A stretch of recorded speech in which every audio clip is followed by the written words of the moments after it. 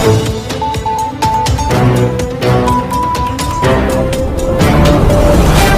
हिंद, आप देख रहे हैं टीवी 24 न्यूज। गुजरते दिनों के साथ चुनाव प्रचार भी तेज होता जा रहा है।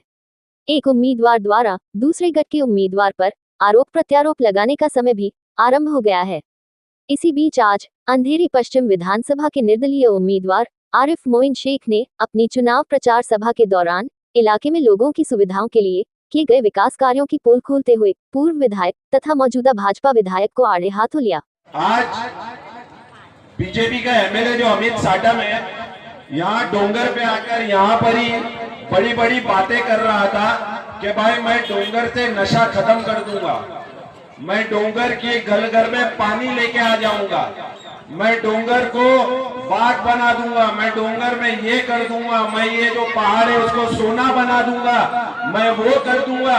तो मेरे को इसके अंदर अकबर भाई की एक कहावत याद आती है, अकबर ओवैसी साहब की, कि वो यहाँ पर आता है और सिर्फ ये करता है कि भाई मैंने तेरे कान को खुश किया और तूने मेरे कान को खुश किया। आज अमित साटम 10 साल का एमएलए रहने के बावजूद वो अभी भी ये बोलता है क्या भाई मैं ये कर दूंगा और मैं वो कर दूंगा। क्या भाई ये 10 साल का एमएलए, ये उसके पहले 10 साल का एमएलए था अशोक यादव, उसने किया क्या यहाँ पर। इस संदर्भ में हमारे प्रतिनिधि ने आरिफ मोइन शेख से बात की। इन्होंने आज अमित साटम से आप फायर ब्रिगेड की तरह फायर हो रहे थे। आज आपके मुंह से अमित साटम के बारे में कई बार नाम निकले, जो आप आरोप लग रहा था कि अमित साटम का आप नाम नहीं लेते, आज अमित साटम का आप कई बार आपने नाम लिया। अरे जावेद भाई देखो, नाम है ना तो बहुत दिल में भरा हुआ है, बहुत दिल में भरा हुआ है दोनों के लिए। दोनों ने किया क्या अपने इलाके के लिए, अपने इलाके को सिर्फ बेचने का और नशे में ढकेलने का काम किया हुआ है इन लोगों ने। तो आज इनके बारे में बोलने के लिए तो दिल में बहुत कुछ है, चाहे अमित साटम हो चाहे वो अशोक यादव हो। मेरे को ये बताओ, अमित साटम ने इलाके के लिए किया क्या? ये मुसलमानों के लिए क्या किया? सिर्फ बातें, इसने काम नहीं दिया है लोगों को, इसने सिर्फ बातें दिया हुआ है।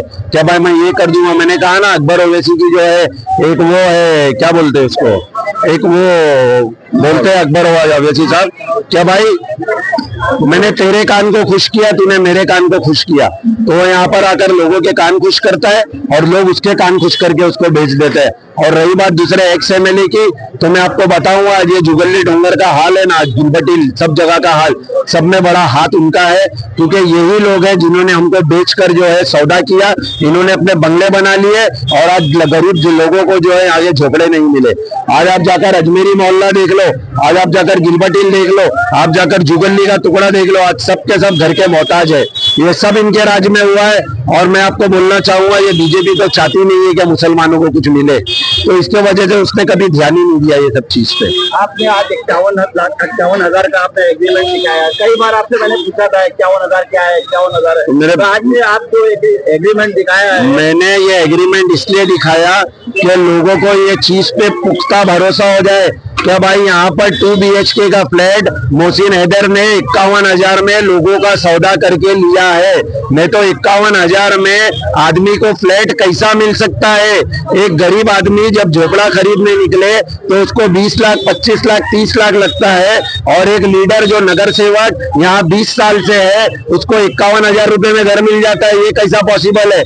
और इसको ना अमित साटम ने रोका ना अशोक यादव ने रोका, दोनों के दोनों ने इसके बीच में कुछ नहीं बोला। और यही नहीं जावेद भाई, ऐसे बहुत से फंड यहाँ पर पास हुए हैं जिसका जो है बंदर बाट हुआ है, जो एमएलए अमित साटम है उसके बीच में और ये जो है हमारा नगर सेवक है उसके बीच में। ऐसे बहुत से मेरे पास वर्क ऑर्डर पड़े हैं जहाँ पर कुछ काम नहीं हुआ है और वहाँ भी अब जो है फंड पास हो गया है। तो ये क्या एमएलए और नगर सेवक को एक दूसरे की करतूत मालूम नहीं है? आज यहाँ पर इलाके में निकले हुए दोनों अलग अलग पार्टी बनकर, लेकिन ये सबका मंसूबा एक ही है कि मुसलमानों को तकलीफ देना, मुसलमानों को दिख देना और उनके ऊपर जो पैसा आवे वो बांट कर खा लेना। एक आरोप आप पर और लग रहा है, आप सिर्फ क्यों गली गिलबर्ट हिल क्यों देख रहे हैं? जावेद भाई सुनो, मैंने काम किया हूँ, मैं 80,000 मुसलमानों और कम से कम 15-20 हजार हिंदुओं पे मेहनत किया हूँ। आज 2,60,000 यहाँ पर टोटल लोग हैं, लेकिन अगर ये 1 लाख के बीच में मैं अकेला मेहनत कर रहा हूँ और वो 1,70,000 के बीच में दूसरे 8 लगे हुए, तो आप लोग सोचो पल्ला किसका भारी है। पलड़ा जो है वो मेरा भारी है। और इंशाल्लाह लोग ये दौलतनगर, ये जोगेश्वरी, ये जुगली, डोंगर, वारलेस, यहाँ के लोग जो है इंशाल्लाह भर भर के वोट देंगे। और 23 तारीख को इंशाल्लाह ये जो 51,000 फ्लैट का जवाब मैं 51,000 वोट लेके इंशाल्लाह करूंगा। आप जनसभा में बहुत शामिल होकर एक बहुत ऐसी स्पीच दिया कि लोगों में एक जज्बा आ गया है, क्या बोलेंगे? दरअसल कैसा है, अफसोस के साथ आया था, मायूसी थी मुझे। मैं पिछले 3 महीने से महाविकास आघाड़ी के नेताओं से अपील कर रहा था कि अंधेरी और वर्सोवा 2 ऐसी सीट है जो माइनॉरिटीज़ है, वहाँ पे मुस्लिम उम्मीदवार मिलनी चाहिए। उसके लिए काफ़ी मेहनत भी हुई थी, मगर बड़ा दुख और अफसोस हुआ कि जब टिकट का बंटवारा आया तो सचिन सावंत को ही मुहिम में रहते नेता उनको टिकट दिया और मुस्लिम कैंडिडेट को ये कहा गया कि हम आपको टिकट दे नहीं सकते क्योंकि आप मुसलमान हैं। तो कांग्रेस के ये जो स्टेटमेंट आया इससे मुझे बड़ी बड़ी मायूसी हुई। तो कांग्रेस का आपने जो मुखालफत किया तो यही वजह, आपकी पहली वजह यही? नहीं, मैं तो एक्चुअली क्या, मैं तो समाजवादी कांग्रेस से मेरा मामला भी नहीं था। मैं समाजवादी पार्टी का लीडर हूँ। मैं अबू आसिम आज़मी की क़यादत में काम करता हूँ और समाजवादी पार्टी महाविकास आघाड़ी का हिस्सा थी। तो मैं अबू आसिम आज़मी साहब से भी मैंने बातचीत किया था और उनसे भी कहा था कि भाई यहाँ पे मुस्लिम उम्मीदवार मिलना चाहिए क्योंकि हमारी पार्टी का संगठन यहाँ पे कमज़ोर है। तो जाहिर सी बात यह कांग्रेस ही अपना कैंडिडेट देता था, तो हमने कांग्रेस के ऊपर ही ज़्यादा ध्यान दिया था। लेकिन बड़े अफसोस की बात है। और दूसरा कि फिर यहाँ पे मोहसिन साहब जो हमारे बड़े भाई हैं, उन्होंने आज़ाद फॉर्म भी भरा था, तो मुझे खुशी हुई थी कि चलो भले ही हारेंगे लेकिन कांग्रेस हाईकमान को अपना गुस्सा बताएंगे और अशोक यादव से ज़्यादा वोट लेकर हम बताएंगे, जिस तरह सांगली में हुआ था।